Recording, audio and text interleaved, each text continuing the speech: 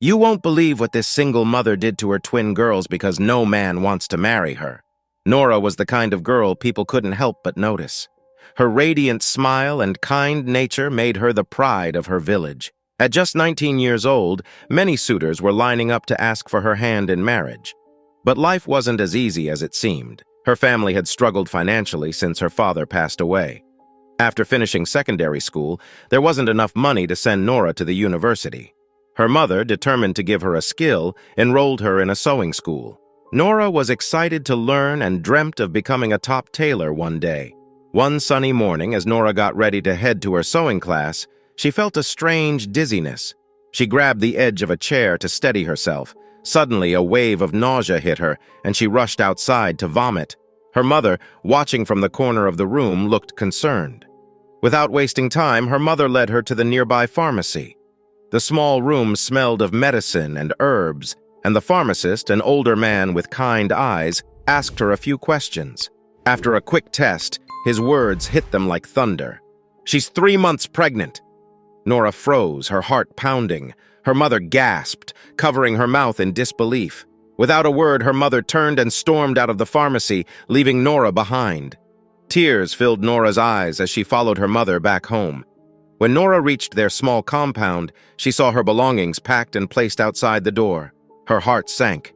Her mother stood in the doorway, her arms crossed and her face cold. "Take your things and leave my house," her mother said firmly. "Mama, please, I didn't mean for this to happen," Nora cried, falling to her knees. Her mother shook her head. "I am a devoted Christian. I can't bear the shame of having a pregnant daughter under my roof. You have brought disgrace to this family," Nora begged, sobbing uncontrollably. But her mother wouldn't budge. She shut the door, leaving Nora outside. Nora sat by the gate, clutching her bag and crying as night fell. The stars glittered above, mocking her pain with their brightness. Morning came slowly, and with it, a glimmer of hope. Nora picked up her phone, her hands trembling, and called her best friend, Joy, who lived in the city. "Joy, please, I have nowhere else to go," Nora whispered, her voice breaking. "Come to me," Joy said without hesitation. Nora gathered her things and left the village, her heart heavy but determined to find a way forward. The bus ride to the city was long, and the landscape seemed to blur as she stared out of the window, lost in thought. When she arrived, Joy welcomed her with open arms. Joy sat across from Nora, her eyes filled with worry. "Nora, who is responsible for the pregnancy?" she asked softly, her voice trembling with both curiosity and concern. Nora wiped her teary eyes and whispered, "It's Emmanuel. It only happened once. I didn't know I was pregnant." She paused, looking down at her trembling hands. "I haven't spoken to him in 2 months. The last time he called, he said he was leaving the country and would call me when he settled, but he never did." Her voice cracked, and she looked up at Joy with desperation. "He's my first, Joy. I love him. But now I'm finished. What am I going to do?" Joy reached out, holding Nora's hand tightly. "Don't worry, Nora. I'm here for you," she said firmly. "We'll figure this out together. My parents send me money for school upkeep, but it's not a lot. We'll have to be careful, and I think you'll need to start a small business. That way, we can at least have enough to feed until you give birth." Nora nodded slowly, her heart heavy but grateful for Joy's support. "A business?" she asked, her voice barely a whisper. "Yes," Joy said, her eyes lighting up with determination. "Something small, but profitable. We can't just sit here doing nothing." After a few days of brainstorming, Nora decided to start an online thrift business. "I'll sell clothes," she told Joy one morning. "People love thrifted items, and I know where to find good ones at Belogan Market." Belogan Market was bustling with energy. Vendors called out, showing off their colorful wares. Nora carefully selected beautiful clothes. At home, she cleaned and ironed the clothes, snapping pictures with Joy's phone. The bright sunlight streaming through the window made the outfits look even better. She uploaded the photos online, writing catchy captions to attract buyers. To her surprise, people started buying. Orders came in quickly, and her little business began to grow. Nora couldn't believe it. The first time she held the money she earned, she cried tears of relief. 9 months after her pregnancy journey began, Nora went into labor. She gave birth to not one, but 2 beautiful baby girls. She named them Laura and Clara, their names bringing a soft smile to her tired face. Holding them for the first time, Nora felt a love so deep it made her forget the pain of the past. The early months were hard, but Nora didn't give up. She worked tirelessly on her thrift business. The business grew quickly, and soon she could afford to move into a bigger apartment. It wasn't a mansion, but it was comfortable, with enough space for her and the twins to thrive. With her business stable, Nora decided to pursue her dream of becoming a fashion designer. She enrolled in a fashion school and hired a kind older woman to help care for Laura and Clara during the day. Life was busy, but for the first time in years, Nora felt hope blooming in her heart. Nora began to look like her old self again. Her skin glowed, her hair was always neatly styled, and her sense of fashion was impeccable. People couldn't believe she was a mother of two. "You look amazing," Joy often teased her. "No one would guess you have twin girls at home." One sunny afternoon, Nora stood at the roadside waiting for a cab to take her home. A sleek car pulled over and a handsome man rolled down the window. "Hi, I'm Luke," he said with a charming smile. "It looks like you've been waiting for a while. Can I give you a ride?" Nora hesitated, but something about his kind eyes made her agree. That ride marked the beginning of their friendship. Luke and Nora started talking regularly. He called her often, asking about her day and checking if she needed anything. Every other week, he took her out on dates, treating her like a queen. He bought her thoughtful gifts, a necklace with her name on it, a beautiful dress, and even flowers delivered to her doorstep. Luke made Nora feel special in a way she hadn't felt in years. With him, she laughed easily and forgot the struggles of being a single mother. One evening, during a candlelit dinner at a cozy restaurant, Luke held her hand across the table. "Nora," he began softly, his voice steady but filled with emotion. "We've been friends for weeks, and I want to take this to another level. I've fallen in love with you. Will you be my girlfriend?" Nora's heart fluttered. She loved Luke too, but deep down, she knew she couldn't keep her truth from him. Taking a deep breath, she smiled and said, "Luke, I have feelings for you too. But before we take this step, there's something you need to know." Luke tilted his head, his smile fading slightly. "What is it?" he asked. "I'm a single mother," she said softly, her voice steady despite her racing heart. "I have two beautiful daughters, Laura and Clara." Luke's face changed immediately. The warmth in his eyes disappeared, replaced by something distant and cold. "I guess this is why you've never let me inside your house," he said, his tone sharp. "I'm sorry, Nora. I can't date or marry a single mother." He stood up abruptly, placed some cash on the table for their dinner, and walked out without looking back. Nora sat there, stunned. Tears welled up in her eyes, but she refused to cry in public. Slowly, she wiped her tears and whispered to herself, "It's okay, Nora. You've survived worse." But deep down, it wasn't okay. This wasn't the first or even the second time this had happened. For 3 years, every time a man found out she was a single mother, they left. The rejection cut deep, making her question if she would ever find someone who could love her and her girls. Months later, Nora's life seemed to take a new turn. She had graduated from fashion school and landed a job at one of the most popular men's fashion houses in the country. The studio was always buzzing with high-profile clients. One bright afternoon, as she was busy stitching a suit, the studio door opened, and in walked Mr. Frank. Tall, handsome, and dressed in an expensive suit, he was one of the most sought-after bachelors in the country. His family was wealthy and influential, and everywhere he went, heads turned. Nora was assigned to take his measurements for a custom suit. As she worked, bending slightly to measure his waist, she noticed he kept smiling and staring at her. "You're very good at what you do," he said with a charming voice.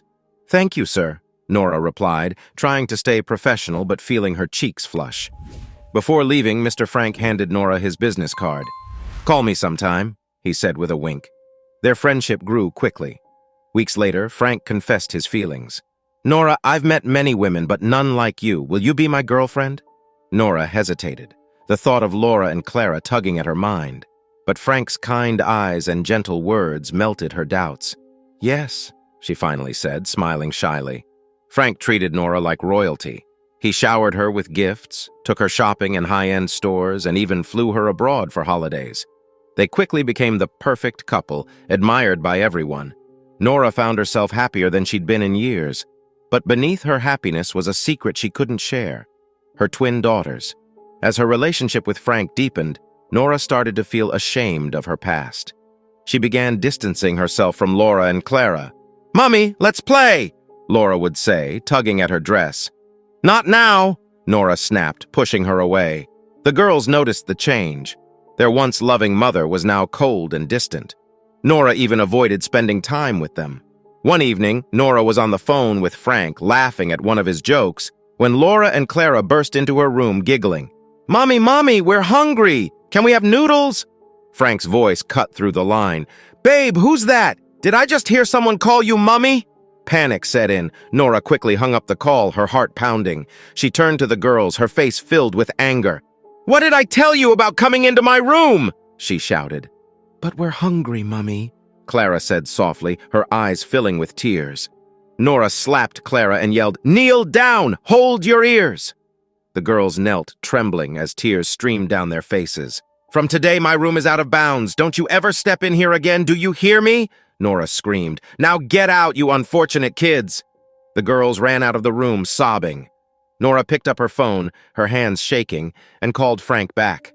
"Hi, babe. I'm so sorry for hanging up. I was cooking and I almost forgot the food on the stove. It's burnt now," she said, forcing a laugh. Frank sounded unconvinced. "But I heard someone call you Mummy," he said, his voice curious. Nora laughed nervously. "Oh, that? It was the television. I'm watching a movie," she lied. "I'm alone at home." Frank seemed satisfied. "Okay, then," he said, his voice light again. They continued chatting and laughing as if nothing had happened. 2 months later, Frank surprised Nora with a trip to Paris, the city of love. They strolled hand in hand through the streets, visited the Eiffel Tower, and dined at a rooftop restaurant with the tower glowing in the background. After dinner, Frank knelt on one knee holding a velvet box. The room fell silent. "Nora," he said, his voice filled with love, "will you marry me?" Tears streamed down Nora's face as she smiled and said, "Yes!" The crowd cheered as Frank slid the sparkling ring onto her finger. It was a moment she would never forget. Nora's heart was racing, but deep down, a storm was brewing. That night, back in their luxurious hotel suite, Frank fell asleep with a content smile on his face. But Nora couldn't sleep. She lay wide awake, staring at the ceiling. The engagement ring on her finger glittered in the moonlight, but it felt heavier than a mountain. Her thoughts raced. Should I tell him about Clara and Laura? What if he leaves me like the others did? I can't bear it. She turned to look at Frank, sleeping peacefully beside her. "He loves me," she whispered. "But will he still love me if he knows the truth?" Her mind wandered to the painful memories of the past. Time after time she had fallen in love, only to lose it all when her secret was revealed. Men would smile and promise her the world, but the moment they heard about her daughters, their smiles faded and they disappeared. "I've already lost 8 men because of them," Nora muttered under her breath. 8 chances at happiness.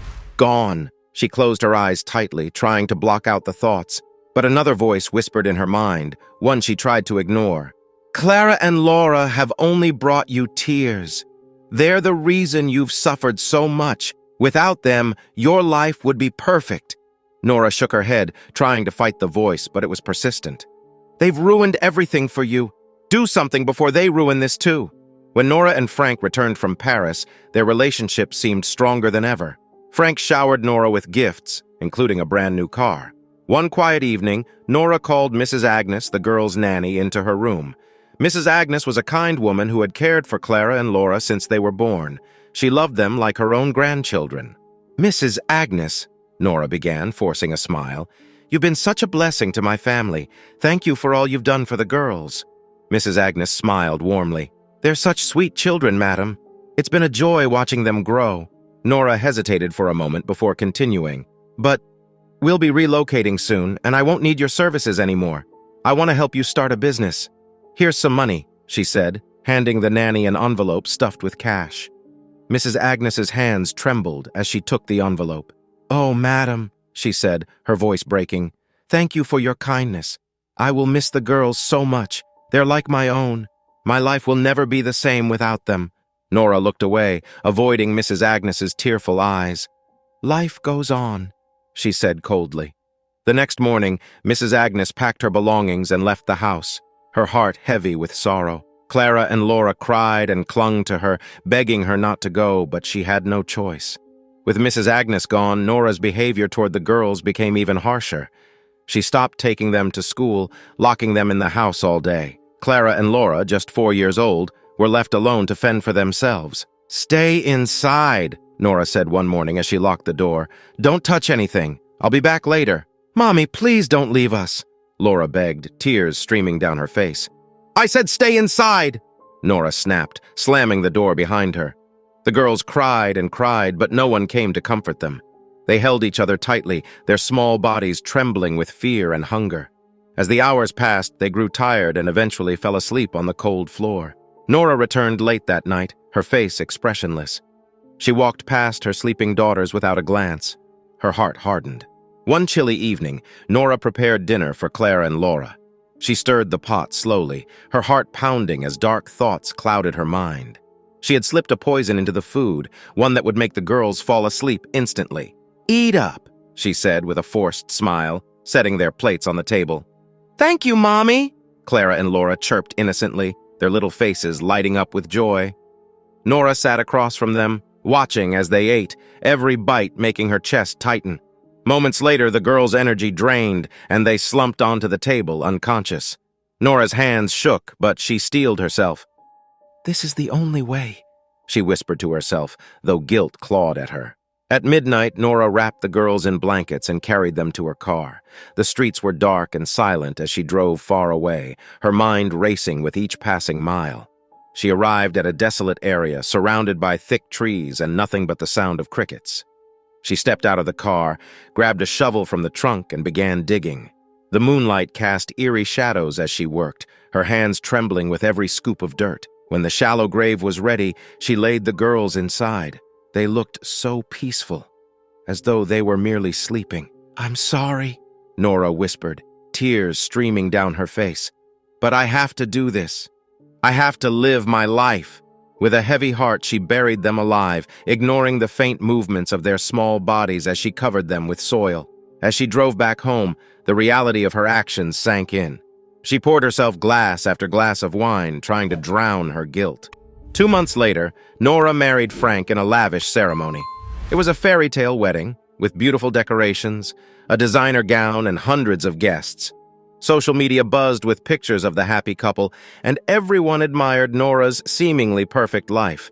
She moved into Frank's grand mansion, filled with luxury at every corner, but that was when her nightmare truly began.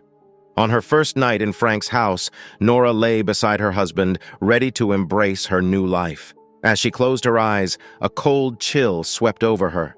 Suddenly, she felt a presence near the bed. She opened her eyes and gasped. Standing at the foot of the bed were Clara and Laura, their faces pale and their eyes full of sadness. "No!" Nora screamed, jumping up. "What's wrong?" Frank asked, startled awake. "They're here!" Nora cried, pointing at the empty space where the girls had stood. "There's nothing there," Frank said, holding her trembling body. But Nora couldn't sleep that night. Every time she closed her eyes, she saw them, her daughters staring at her, accusing her, reaching for her throat. It didn't stop at night. During the day, Nora saw the girls everywhere. She'd walk into the kitchen and see them standing by the stove. She'd sit in the living room and feel their small hands tugging at her dress. One afternoon, she screamed so loudly that Frank rushed into the room. "Nora! What's going on?" he asked, alarmed. "They're here!" she cried, pointing at the corner. Frank looked, but there was nothing. "You're imagining things, baby," he said, trying to comfort her. But Nora knew what she saw. The twins were haunting her, and they wouldn't stop. As time passed, Nora's life crumbled. She became a shadow of her former self, her once radiant beauty fading. She barely ate, barely slept, and spent her days trembling in fear. To make matters worse, Nora couldn't conceive a child with Frank. They visited the best doctors in the city, underwent countless tests, but the results were always the same. There was nothing physically wrong with either of them. It was a sunny afternoon when Nora's best friend Joy called to say she was in town. "I missed your wedding. I need to visit and catch up," Joy said cheerfully. Nora was thrilled. She hadn't seen Joy in years, and she couldn't wait to reconnect. When Joy arrived, the two friends hugged tightly. They sat at the dining table, chatting and laughing like old times. Joy asked about Nora's new life, her husband, and all the exciting changes. But then Joy asked a question that froze Nora in her seat. "So, where are your daughters, Clara and Laura?" she asked with a warm smile. Nora's laughter stopped abruptly. Her face fell, but she quickly forced a smile. "Oh, they're doing great," Nora said, her voice trembling. "They're visiting my husband's mom right now." Joy beamed. "I miss those sweet girls. I bet they've grown so much. I hope I can see them next time." Nora nervously waved her hand. "Of course, next time. But let's talk about you. How's your boyfriend?" What Nora didn't know was that Frank had just come home. He stood quietly in the hallway, overhearing every word, his brows furrowed in confusion. What daughters was Joy talking about? Deciding he'd heard enough, Frank stepped into the dining room. "Good evening, ladies," he said, his voice calm but firm. Nora jumped, nearly spilling her drink. "Oh, baby, you're home early," she stammered. "Have you been here long?" Frank's gaze was steady. "Long enough," he said. "What children is your friend talking about?" Joy looked puzzled, glancing between Nora and Frank. "Wait, you didn't know about Clara and Laura?" Nora's heart raced. "Baby, please, we'll talk about this later," she pleaded.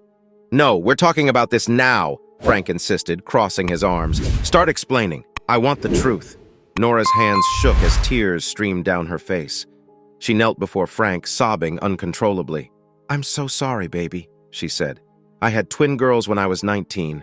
I tried to raise them, but every man left me when they found out I was a single mother. I was scared you'd leave me too. I didn't mean to hide them from you. I was just so afraid of losing you. Please forgive me." Frank was stunned. He stared at Nora, his heart heavy with disappointment. "Nora," he said slowly, "I'm not angry because you have children. I'm angry because you lied to me. If you had told me, I wouldn't have left you. My ex-girlfriend was a single mother, and we almost got married before realizing our genotypes didn't match. Children are blessings from God." Nora's sobs grew louder. "I'm so sorry, Frank. I love you so much. Please don't hate me." Frank knelt beside her and wiped her tears. "I don't hate you. I love you too. But we need to make things right. Where are the girls now?" Nora hesitated, her heart pounding. They're with my uncle in the village," she lied. "He's taking good care of them, and they're planning to relocate abroad soon." Frank frowned. "Nora, they're our children. They need to be with us. We're going to get them tomorrow." "No, baby, it's fine," Nora said quickly. "They're happy where they are." But Frank shook his head. "No, Nora, they need their parents. I want to meet them and give them the love they deserve." That night, Nora couldn't sleep. She lay in bed, staring at the ceiling, her mind racing. What would Frank do if he found out the truth? How could she stop him from discovering her terrible secret? Every time she closed her eyes, she saw Clara and Laura's faces, innocent, loving, and full of life. Their laughter echoed in her ears, and guilt twisted in her chest like a knife. Frank, unaware of her inner turmoil, gently touched her arm. "Baby, I know this is sudden, but I can't wait to meet our girls. We'll leave early in the morning, okay?" Nora forced a smile. "Okay," she whispered, her voice barely audible. But deep down, she knew she had to come up with a plan, fast. She couldn't let Frank discover the truth. Not now, not ever. As the sun peeked through the curtains, Frank woke up early, full of determination. He got dressed quickly and turned to Nora, who sat silently on the bed, staring at the floor. "Get ready," Frank said firmly. "The driver will be here soon. We're going to the village to bring Clara and Laura home." Nora's heart pounded in her chest. She knew the moment she had been dreading was here. She couldn't lie anymore. Her legs trembled as she fell to her knees, tears streaming down her face. Frank froze, looking at her in confusion. "Nora, what's wrong? Why are you crying?" Through sobs, Nora finally broke down. "Frank, I killed them," she said, her voice barely above a whisper. "I buried Clara and Laura. I didn't know what else to do. Please forgive me. I did it for you. For us." Frank's face went pale as her words sank in. He took a step back, his hands shaking. "What did you just say?" he asked, his voice cracking with disbelief. Nora crawled closer, grabbing his leg. "Please, baby. I was scared of losing you. No one wanted me because of them. I thought they were the reason I couldn't be happy. Please, let's move on. We can have our own baby." Frank pulled away from her touch, his face twisted with rage and pain. "Shut up!" he roared. "You evil woman! How could you? How could you take the lives of your own daughters?" Tears streamed down Frank's face as he paced the room, shaking his head. "I thought you were different, Nora. I thought you were someone I could trust. But you're a monster!" Nora sobbed louder, begging him. "Please, Frank, I'll change. I'll be better. Just give me another chance." But Frank couldn't bear to look at her anymore. He stormed out of the room, slamming the door behind him. Standing in the hallway, Frank pulled out his phone and dialed. His hands shook, but his voice was steady when he spoke. "Hello, police? I need you to come to my house immediately. My wife, she's confessed to murder." Within minutes, sirens wailed outside the house. Nora sat in the bedroom, trembling as the police entered. Frank stood in the living room, his face stony, as he pointed toward the bedroom. "She's in there! Take her away!" The officers entered the room and found Nora curled up on the floor. She looked up at them, her face streaked with tears. "I'm sorry," she whispered. But no one responded. Nora was handcuffed and led outside. Cameras flashed as reporters swarmed the scene. News of her crime had spread like wildfire, and the world watched as she was paraded in front of them. In the police station, Nora confessed to everything: the poison, the shallow grave, and the reasons behind her actions. Her words shocked the officers, and her confession dominated the headlines for weeks. Frank, heartbroken, refused to speak to her again. He filed for divorce immediately, wanting nothing to do with the woman he once loved. 3 months later, Nora was sentenced to life in prison. The judge called her actions unforgivable and said she would spend the rest of her days paying for her crimes. In prison, Nora was haunted by the faces of Clara and Laura. Every night she had the same nightmare: her daughters standing at the foot of her bed, staring at her with empty eyes. She would wake up screaming, drenched in sweat, begging for the nightmares to end. One night, as she sat on the cold prison floor, rocking back and forth, she screamed into the darkness, "I'm tired! I can't take this anymore! Clara, Laura, just take my life already! I'm better off dead! I'm tired!"